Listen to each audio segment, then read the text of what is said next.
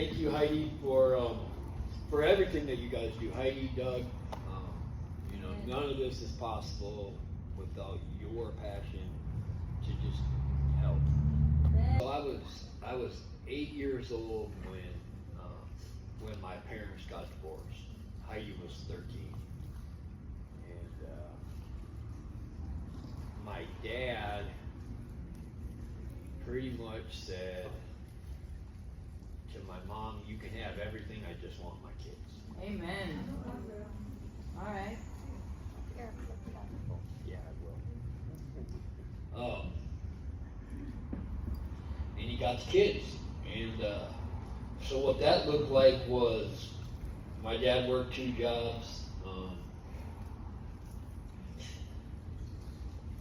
He slept on the couch.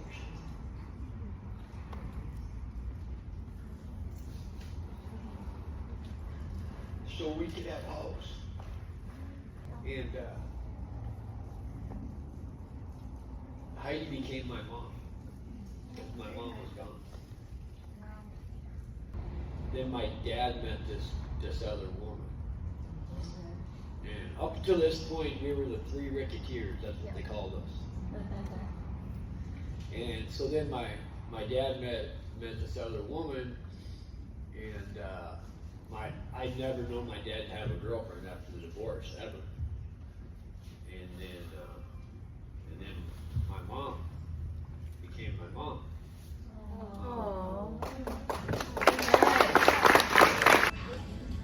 This is my family. It's been a long time coming, you know. September 19th, 2022, I quit using all substances.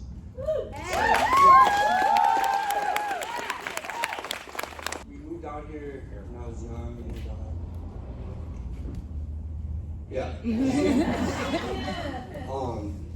I was homeless for 12 years.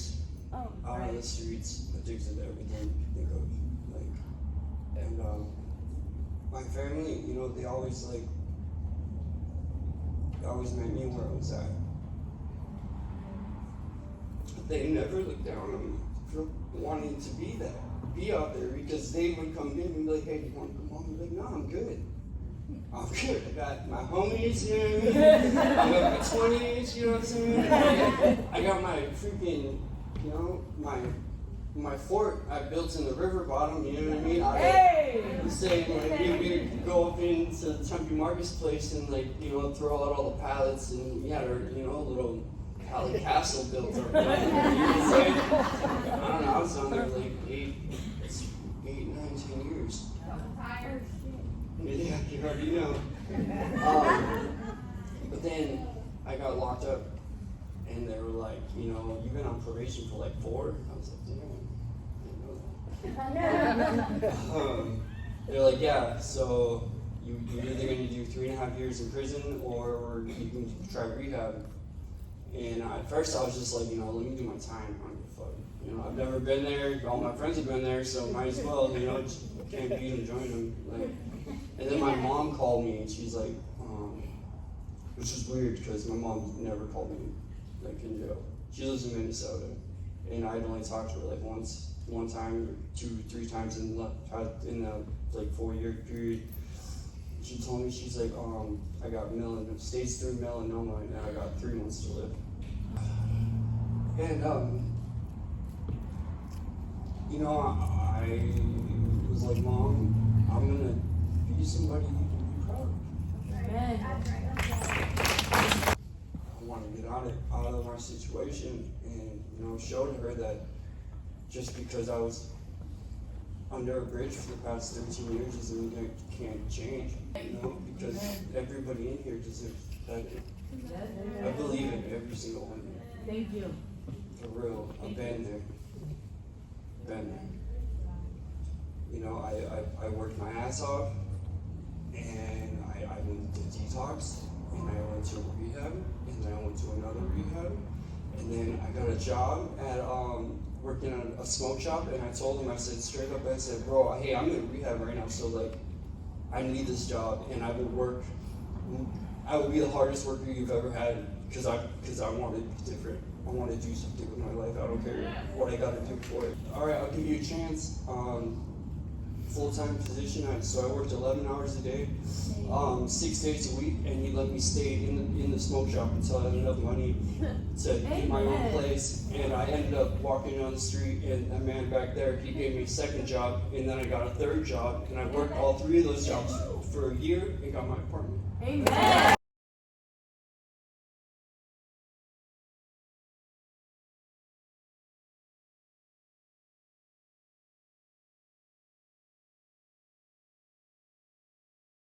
The thing is, we're all trying to do something and to accomplish something, and you don't have to be at the front of the stage. A friend of mine one time told me, Heidi, you don't need to be the best one in the room. When you're the best, Heidi, you are the best one in the room. Amen. And, I believe that.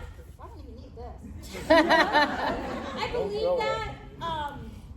I really believe that because I always wanted something bigger for myself. Like I would see I wasn't the popular girls, but I still was friendly with the popular. I wasn't the greatest jock, but I was, doing gymnastics and I was real good at it.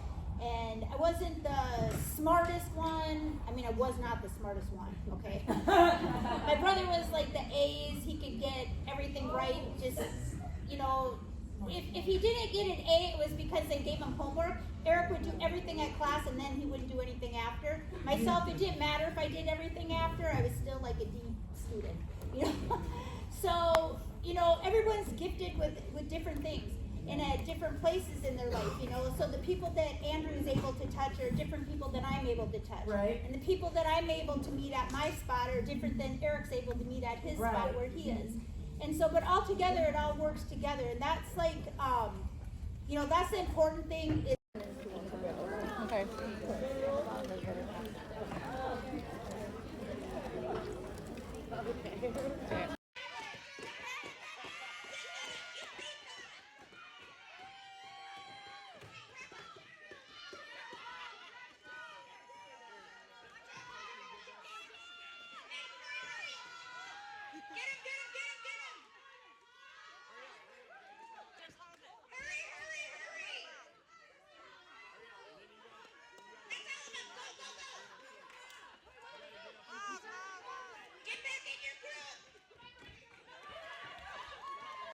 Inspiration Station. So this is another fabulous section.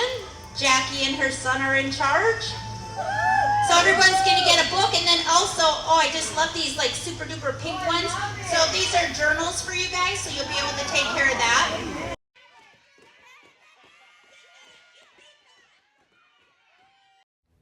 This year, I was invited to the Best Day Ever event hosted by the Hemp Legacy Foundation, which is a non-profit organization in the city of Phoenix, Arizona. I have heard of many different events they have hosted and was also invited to attend a Christmas event a few years back, but this was the ultimate experience. I had never got to hear the background story of how the Hemp Legacy Foundation started or who created it and how they run things. So I was so excited to get the introductions from the family and to learn a little bit about their story. Their story was so inspiring to the people who were in the room, and they gave us a wonderful opportunity. We were able to shop all day at the stores that they created, which you will see in the video, and received so many different free items. As a stay-at-home mom, I love going to community organized events and volunteering at community organized events. However, because I am in my 3rd trimester, I haven't been able to volunteer as much, but I have donated to a couple different organizations throughout my pregnancy, and I'm just glad that I had the ability to do that. After baby is here and everything has settled down, I truly hope that I can volunteer at one of the events they host because it is so amazing and there are so many smiles on the people's faces. My favorite part about this event is that we created these to give bags for members of our community, and I have my bag. I've been carrying it with me in my trunk so that when I see a person who is in need, I can give them this bag that we created during this event and put a smile on their face. If you are feeling called to volunteer at or donate to an organization, the Hemp Foundation is the way to go. They host so many different events that not just help the children in our community, but the adults. Look at the smiles on these people's faces. Like, it was such an enjoyable day. I will remember this for the rest of my life. And this was a woman's event. I hope that they do a men's event because I would love to volunteer at that event. I would love to be part of an opportunity or a best day ever to make men feel just as special as what the women felt on this day. Everyone deserves to feel special, even if it's just one day out of the year. You would never know that the power in the city of Phoenix, at least the part of Phoenix that I was in, went out. And we still had a blast. I even received some maternity items, which I am so grateful for as I prepared to get ready for baby.